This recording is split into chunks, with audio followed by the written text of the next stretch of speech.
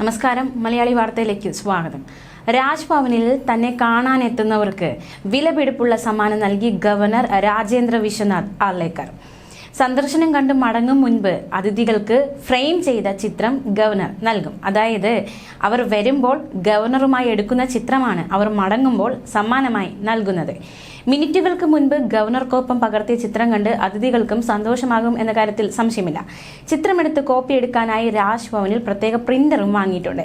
ചിത്രമെടുത്ത ഉടൻ പ്രിന്റ് എടുത്ത് ഫ്രെയിം ചെയ്യാനുള്ള ചുമതല രാജ്ഭവന്റെ ഔദ്യോഗിക ഫോട്ടോഗ്രാഫർ ദിലീപിനാണ്.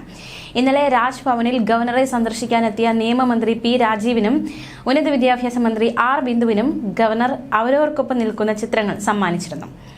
അതേസമയം നേരത്തെ ഗവർണറെ രാജ്ഭവനിൽ എത്തി മുഖ്യമന്ത്രി സന്ദർശിച്ചപ്പോഴും ഇരുവരും സമ്മാനങ്ങൾ കൈമാറിയിരുന്നു. പൂച്ചെണ്ടും കഥകളി രൂപവും നൽകിയാണ് മുഖ്യമന്ത്രിയെയും ഭാര്യയെയും ഗവർണർ സ്വീകരിച്ചത്. സാരിയും സുഗന്ധവ്യഞ്ജനങ്ങളും അടക്കം മുഖ്യമന്ത്രിയും കൈമാറി. തികച്ചും സൗഹാർദ്ദപരമായ അന്തരീക്ഷത്തിലായിരുന്നു മുഖ്യമന്ത്രിയുടെയും ഗവർണറുടെയും കൂടിക്കാഴ്ച നേരത്തെ നടന്നത്. അതേസമയം കേരള ഗവർണർ രാജേന്ദ്ര വിശ്വനാഥ് ആർലേക്കറുമായി മന്ത്രിമാർ ചർച്ച നടത്തി. നിയമമന്ത്രി പി രാജീവും മന്ത്രി ആർ ബിന്ദുവുമാണ് കഴിഞ്ഞ ദിവസം രാജ്ഭവനിലെത്തി ചർച്ച നടത്തിയത്.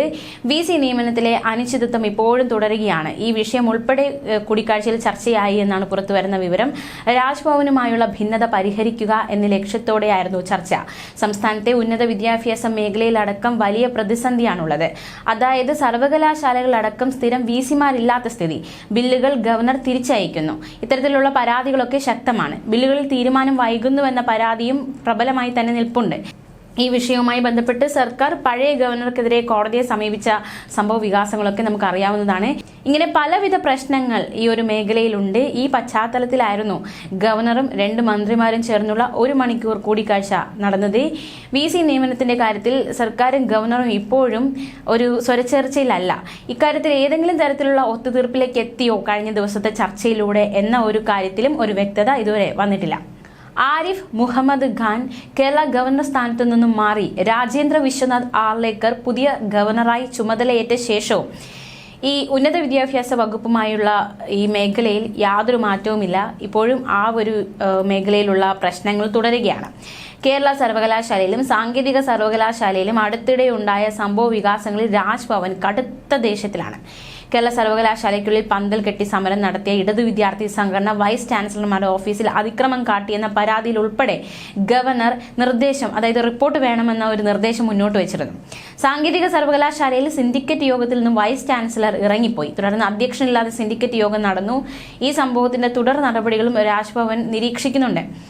നേരത്തെ ആരിഫ് മുഹമ്മദ് ഖാൻ ചാൻസലറായിരുന്നപ്പോൾ അദ്ദേഹത്തിനെതിരെ നേരിട്ട് കരിങ്കൊടി പ്രകടനം ഉൾപ്പെടെയുള്ള സമരങ്ങൾ ഇടതു വിദ്യാർത്ഥി സംഘടനകൾ നടത്തിയിരുന്നുവെന്നതും ശ്രദ്ധേയം. പാർട്ടിയുടെ സമ്മതത്തോടെയായിരുന്നു ഈ പ്രതിഷേധങ്ങൾ അരങ്ങേറിയത്. എന്നാൽ പുതിയ ഗവർണർ അധികാരമേറ്റതിന് പിന്നാലെ അദ്ദേഹത്തിന് നേരെ വലിയ സമരങ്ങളൊന്നും ഇതുവരെ തുടങ്ങിയിട്ടില്ല. മാത്രമല്ല സർക്കാരുമായി ഒരുമിച്ചു പോകണം എന്നൊരു നിലപാടിലാണ് പുതിയ ഗവർണർ ആയിരിക്കുന്നത്. എന്നാൽ പോലും കേരള സാങ്കേതിക സർവകലാശാല വൈസ് ചാൻസലർമാർക്ക് നേരെയുള്ള സമരത്തിൽ SFI ഇതുവരെ മാറ്റം വരുത്തിയിട്ടില്ല. കഴിഞ്ഞ ദിവസങ്ങളൊക്കെ ഈ സമരമുറ നമ്മൾ കണ്ടതാണ്.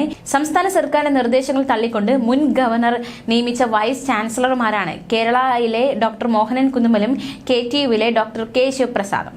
അതുകൊണ്ട് തന്നെ അവർക്കെതിരെയുള്ള സമരമൊക്കെ മുന്നോട്ട് കൊണ്ടുപോകുക എന്ന തീരുമാനത്തിൽ തന്നെയാണ് SFIയും ആയിരിക്കുന്നത്.